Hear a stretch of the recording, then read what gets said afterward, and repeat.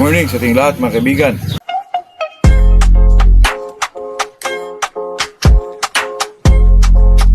Nandito na naman tayo sa ating usapang magmamanok po.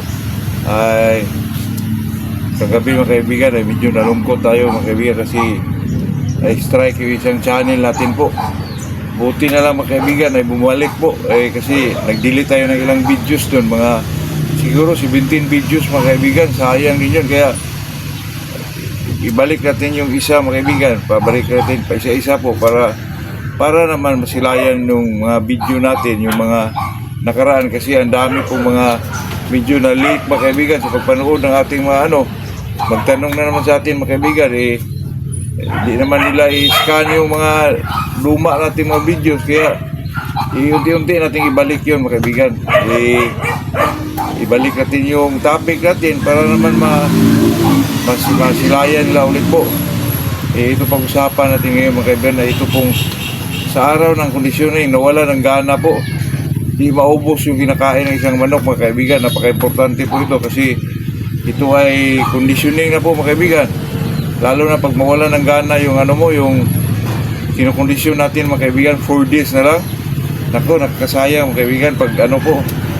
Kaya yung iba mga kaibigan, yung ginagawa sa iba ay sinusubuan po, talagang pinasok sa bunganga ng manok mga kaibigan. Pero sa akin dyan mga kaibigan, hindi na ako pa ng panahon dyan mga kaibigan. Talagang i-out na natin yan kasi hindi natin alam, may sakit pa lang dinadamdam na sa ilalim po.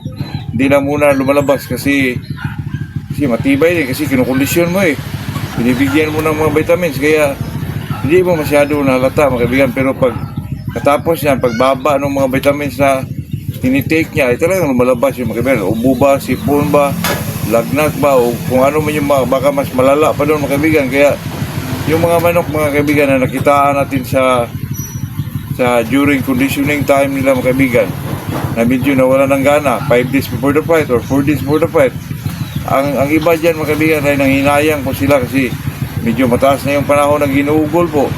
Ang iba sinusubuan na lang mga kaibigan. Pero sa akin dyan mga kaibigan ay talagang i-out ko na yan mga kaibigan. Kaya nga tayo pag magkondisyon tayo, may inahanda tayong exam po, mga 3 manok, talagang maghanda tayo mga kaibigan, 4, 5 ba, kasi kung sakasakaling may mangyari doon sa ibang manok mo, may pamalit ka kaagad po. Yun talaga. Pero pag tulad natin, maggilid-gilid buwis lang tayo, mga pobreng magmamanok lang tayo, hindi wala tayong ibang manok po, at saka area natin napakaliit.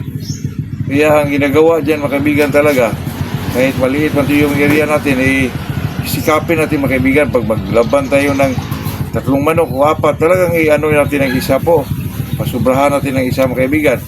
Kung 3 ang natin sa exam, gawin natin 4 ang i-conditioning mga kaibigan. Kung sakasakali po na meron talagang medyo mga kaibigan, nag-ibang timpla po, talagang palitan natin yan kaagad mga kaibigan. Kasi katulad ng kaibigan ko, talagang sinusubuan niya mga kaibigan, resulta talo po.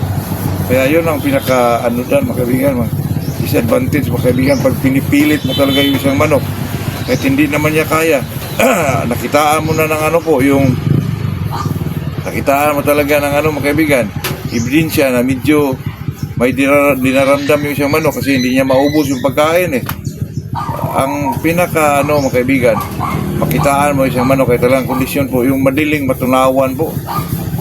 Kahit gaano yan ilagay mo dyan mga kaibigan, gaano karamit lang maubos mga kaibigan, at saka madali lang matunawan po. Yun talaga pinaka healthy na manok mga kaibigan. At saka doon ka makikita ng mga palo na talagang lumalagitik na palo po.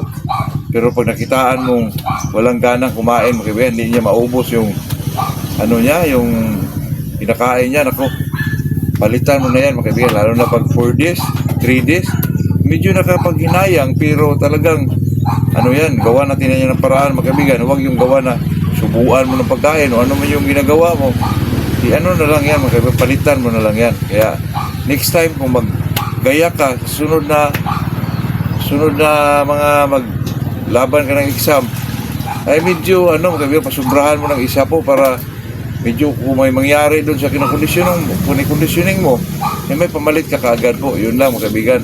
Huwag nang pilitin po kasi medyo mahirap kitain yung mga kaibigan. Mahirap na yung exam ngayon. Medyo magagaling na puro mga estudyante po. Yun lang mga kaibigan, yun lang ating masabi sa araw na ito. Pero tayo nagpapasalamat pa rin kasi binalik yung channel natin. Pagkipra sa lahat na mga kaibigan, biglang bumalik po. Gumagana na kagad kasi sabi niya mga kaibigan kagabi ay ano daw, hindi na daw tayo connected sa YouTube mga kaibigan, kaya medyo nalungkot tayo, pero okay naman kasi binalik agad po. Nung na-delete ko na yung mga videos mga kaibigan, medyo marami-rami din yun. Sayang mga kaibigan, kaya yun na po. Yun ang ating masabi sa araw na to. Magandang umaga sa ating lahat po.